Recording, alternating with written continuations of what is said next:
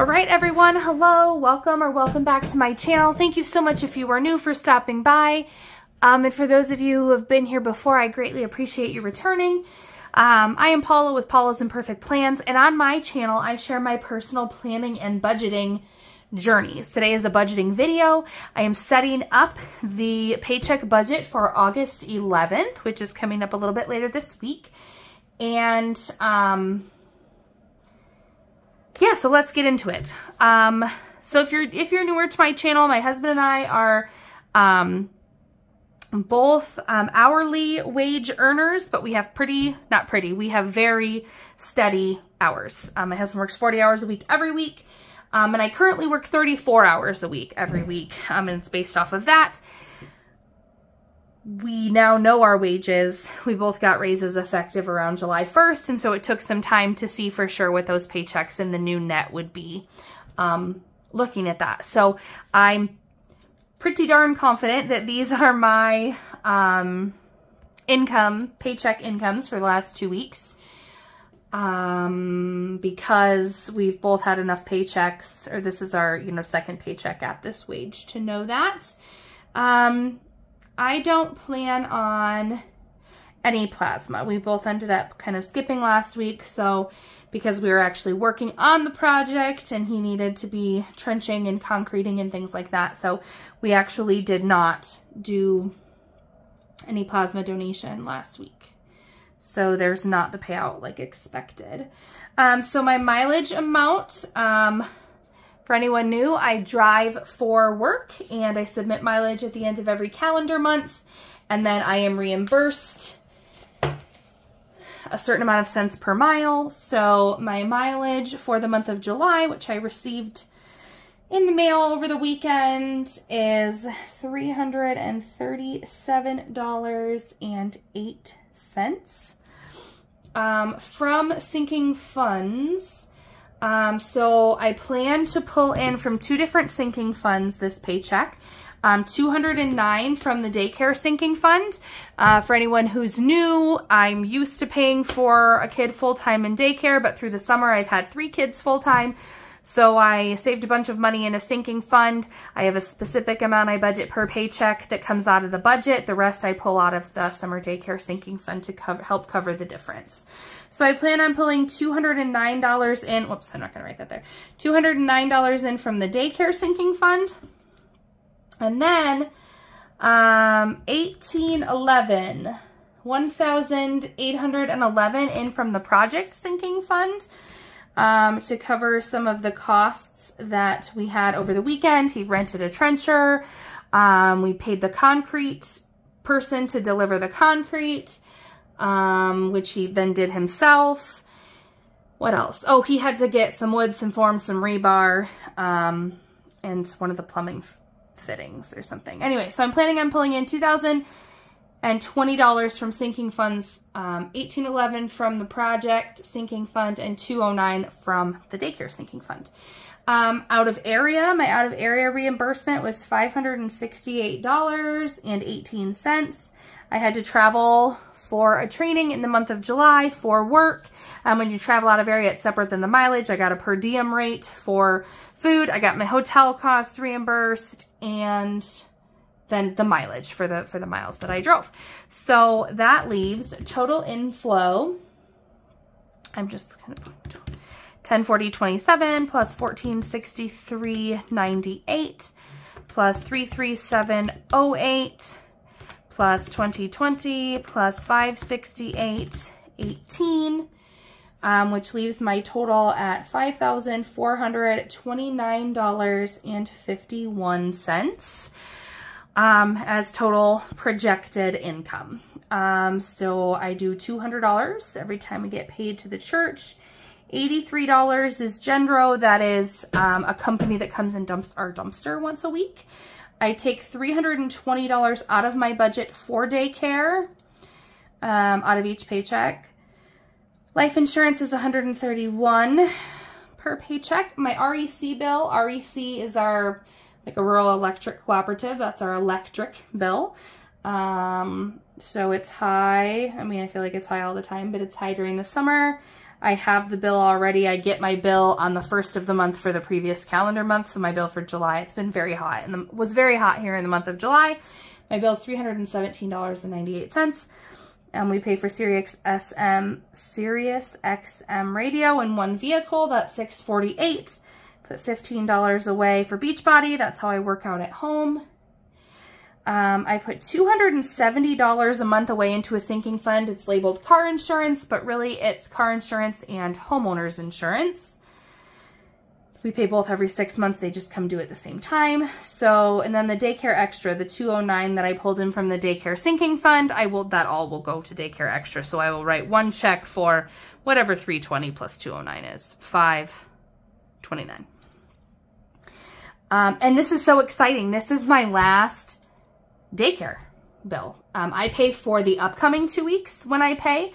So when I write the check on the 11th, it will actually be for the week of the 14th and the week of the 21st, and my kids start school that day. So I will pay for 6 days of daycare, minus 1 day. One kiddo is going to go with my mom that day, and I'm done paying for full-time daycare. I will have 3 kids in school and will only need to figure out summer care. So that's super exciting. I've been paying for daycare since November of 2016. Yeah, so I'm excited about that. And then that actually doesn't go to house right now. It goes to project, but I did commit when I got my raise in July, as I got, it wasn't even like a yearly raise. We don't get yearly raises in July. My husband does, but I got just a raise for like getting promoted to lead, I guess, lead of our team. And so the difference in my net pay for the first paycheck of the month is $53.50. So I'm saving that. I put savings as well as extra debt payments, which we'll start getting into in September. I put those as a fixed expense because if I give the debt or the savings what's left over, they don't get much. So that's how I do it. So if I do the math on my fixed expenses, 200 plus 83, 320 plus 131 plus 317.98 plus 648, 15 plus 270 plus 209 plus 53.50 is $16.05.96. So if I subtract that from the $5,429.51 that we had for projected income, that puts our current what's left to budget at $3,823.55. So now going down into variable expenses, our variable expenses stay pretty consistent. Groceries, I budget $280 every 2 weeks. For eating out, we budget $60 every 2 weeks. For drinks, $50. For households, I put in $40 this pay period. And beauty is $40. Beauty is things like hair care, skin care, nail care for me. Basically things, makeup, things that are specifically for me. 5-star diesel is my husband's, the diesel for his truck. So that is $100 that I budget. Amazon subscriptions, I did the math and we're looking at about $120 because we added furnace filters, 2 of them. So it will last us the year, but that is coming on this paycheck.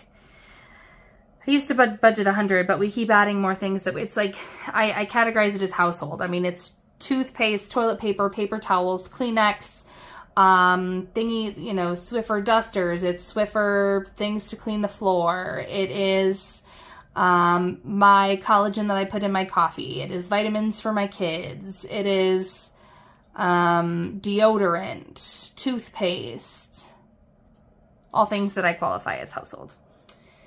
So for my kids, I'm putting, I usually put about $20 in an envelope for them each every 2 weeks. And then I put in, okay. I have an envelope for chores that I get a bunch of ones to give my kids when they're doing chores as some motivation. And then spending is $132. That is $60 for each me and my husband, which is $120, and that is $12 for my kids, which is $2 a week for them.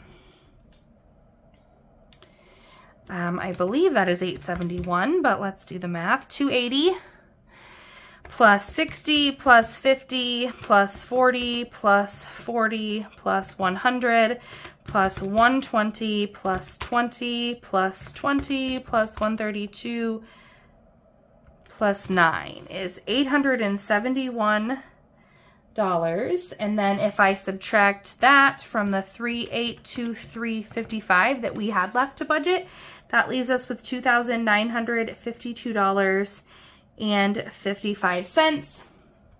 Then I'm going to come up to our sinking funds, which does somewhat still have variable expenses, because that is just entirely my life and how it goes.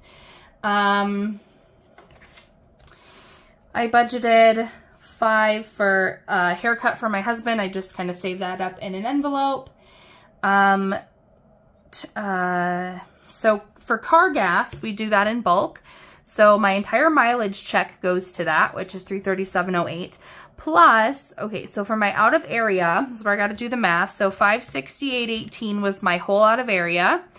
$266.56 was my hotel cost that needs reimbursed and paid. I put all of the expenses for my trip on my credit card, and then I pay it back with my out of area. So I have to put the $266.56 back on my credit card, which leaves me with $301.62 in my out of area. And I know that on food while I was gone, I spent $101.75 all on my credit card. So that needs to go back there, which leaves $568.18 minus $266.56 minus $101.75. which leaves $199.87 of my out of area left after I pay for the expenses I already incurred. So I'm going to put that in my car gas sinking fund too, because a good portion of it was for mileage. So I'm going to add that to the mileage reimbursement amount of $337.08. So in my car gas sinking fund, I'm going to transfer $536.95. Okay. I put $2 away a month for Google.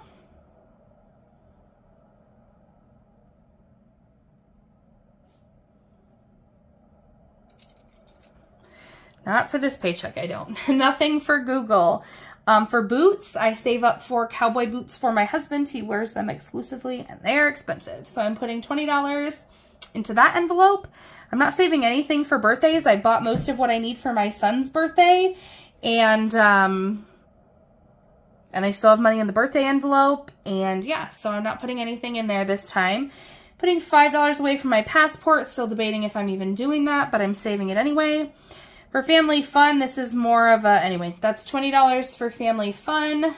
That's more of a variable expense than a sinking fund, but that's just where I put it. And then school. So here's what I did, guys. I rolled, because I didn't end up having to buy school supplies, because I took my mom shopping with me when we went to get my kids backpacks, which is all they needed for school this year. She bought them because that's just what my mom does sometimes. So I didn't have to use my back to school envelope for that. So I rolled it all into clothes because I really wanted to get a start on my clothes sinking fund. However, I forgot that also with the school supplies, I wanted to get another one of those chalkboards that says like, today is my first day of school, because I have 2 of them already and my 3rd kid is going to school. So I want to grab one of those for her so that I have matching ones. So instead of taking the money back out of clothing for school, I just am putting $15 towards buying that chalkboard. It's like $9.99 plus tax on Amazon.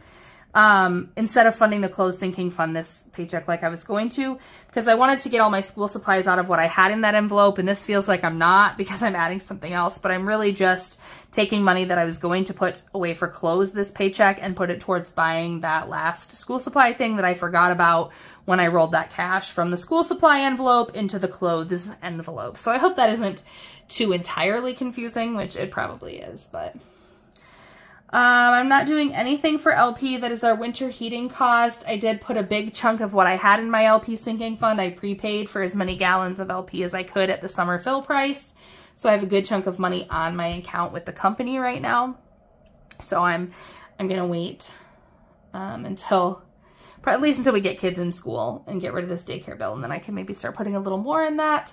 So for holidays right now, I have, I don't know why all these are on here. I way messed this up. I do not put money away for Christmas. I do it once a month, so it's at the second check that I save money for Christmas. I don't even know why it's on here. I'm getting used to this process. Okay, so car repairs, I am funding for $40. And then holidays. So, well, good grief. So I decided to do travel in here. Is this the right one? Okay. Travel for $10. We're traveling a little bit later this month, and I'm just going to try to get some extra cash together for that. And then holidays is the last one on here. And right now I've been saving for Grandparents' Day and Halloween. I got everything I needed for Grandparents' Day, so now it's just Halloween, which I'm saving 10 for. And I'm starting to do my Mother's Day one, which I'm also putting 10 in, so that's 20 bucks. I can explain more later why I'm starting to fund Mother's Day, because I've said that we didn't do much for Mother's Day, which we don't.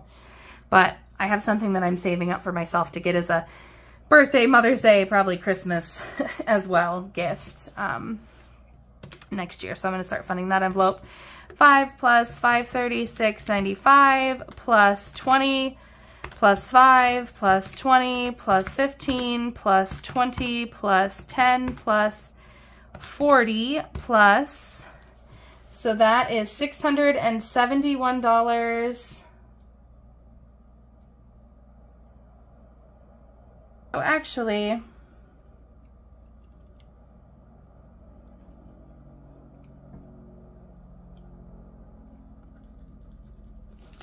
I'm going to put, I'm going to leave Christmas at 0. I'm going to bump car repairs up to 50. And I'm going to bump holidays up to 30. So,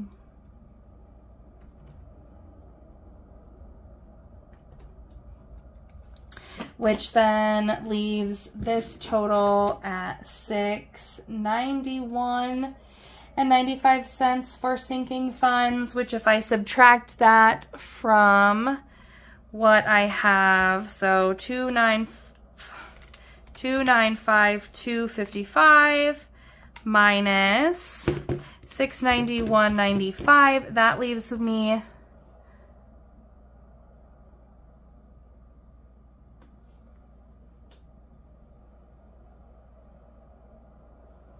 with $2,260.60 left to budget. So then if I come down here, I said that my work trip, like the meals, were $101.75. The hotel bill was $266.56. We have a Menards charge for materials for the concrete that we poured for $893.72. We had to rent the trencher to make the trenches for us to do the footers, and that was $293 rental fee.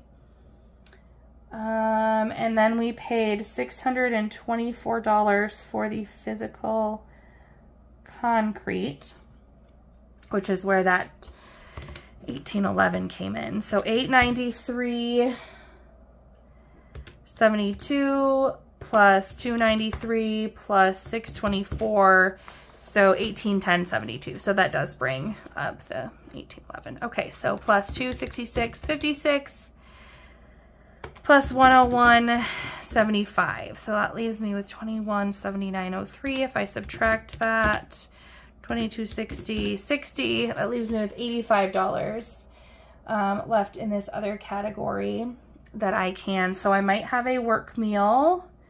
I believe we have a team meeting during this time, so I'm going to put $25 away for that. I'm going to put $50 away for miscellaneous, and then nope, I'm going to put $56.57 away for miscellaneous. And that will get me to a zero-based budget, because that will bring these amounts to 26060, leaving me with a zero-based budget. So I'm going to check this really quick to make sure it's right. $5429.51 is what I'm budgeting for income. I'm budgeting $1605.96 for fixed expenses, $871 for variable expenses, $691.95 for sinking funds, and $2,260.60 for other. So 5429.51 minus 1605.96 minus 871 minus 691.95 minus 226060. That does leave me with a zero-based budget. So that is my budgeting plan coming up for the paycheck of August 11th. This is my last paycheck paying for daycare, so I'm excited to share with you what's going to happen later on in the month of August for our second August paycheck, as well as going into September, because additional things are changing in the month of September. So I will have to rework kind of my entire budget, figuring out what I'm going to be doing with that change in budget and how that's going to impact the different things that we're doing and saving for. So if you like this video, please give it a thumbs up. If you have any questions or comments, please feel free to leave them below. And if you have not subscribed yet, please consider doing so. Thanks, and I'll see you next time. Bye.